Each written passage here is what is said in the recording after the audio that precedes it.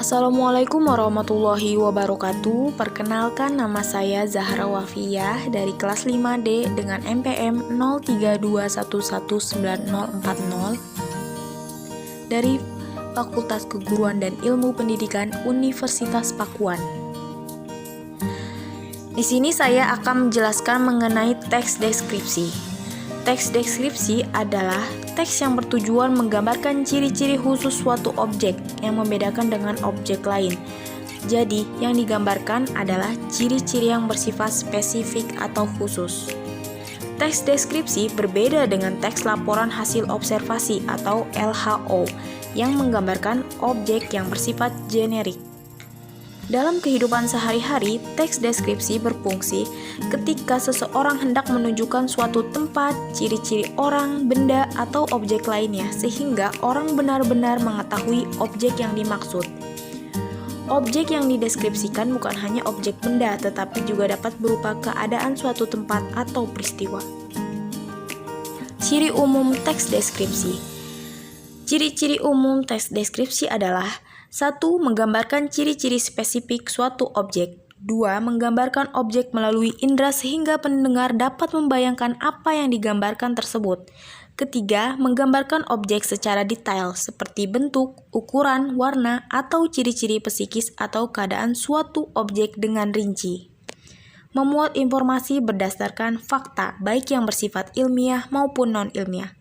Selain itu, teks deskripsi juga memiliki struktur teks, yaitu ada identifikasi objek, deskripsi bagian, dan simpulan atau kesan. Jenis-jenis teks deskripsi. Teks deskripsi memiliki jenis, yaitu ada teks deskripsi spasial, teks deskripsi subjektif, dan teks deskripsi deskriptif objektif.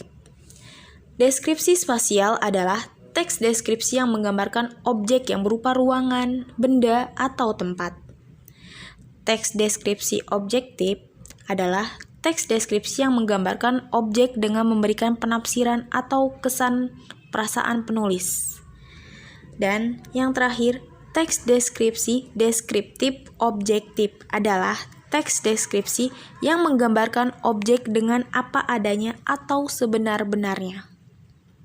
Selain itu, teks deskripsi juga memiliki kaidah kebahasaan teksnya, yaitu 1. Penggunaan nomina atau kata benda.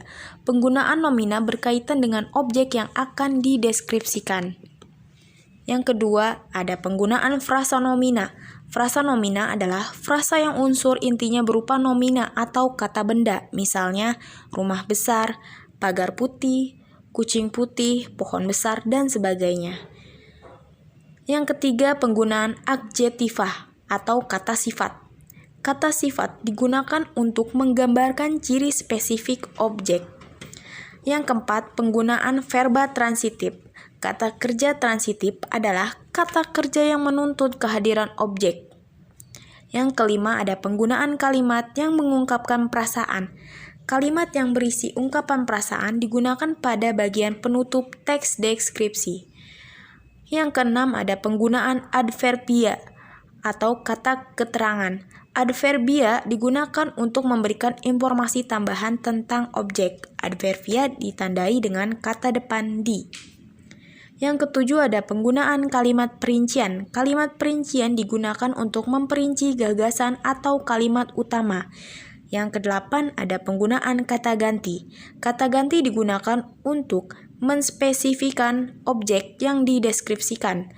Yang terakhir, penggunaan gaya bahasa. Gaya bahasa digunakan misalnya gaya bahasa perbandingan.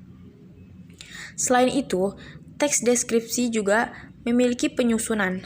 Langkah-langkah menyusun teks deskripsi adalah: 1. Menentukan topik. Yang kedua, mengidentifikasi gagasan pokok dan gagasan penjelas. Yang ketiga, menyusun kerangka teks atau mind map. Yang keempat, mengembangkan kerangka teks menjadi teks deskripsi yang lengkap. Dan penjelasan yang terakhir yaitu penyuntingan teks deskripsi.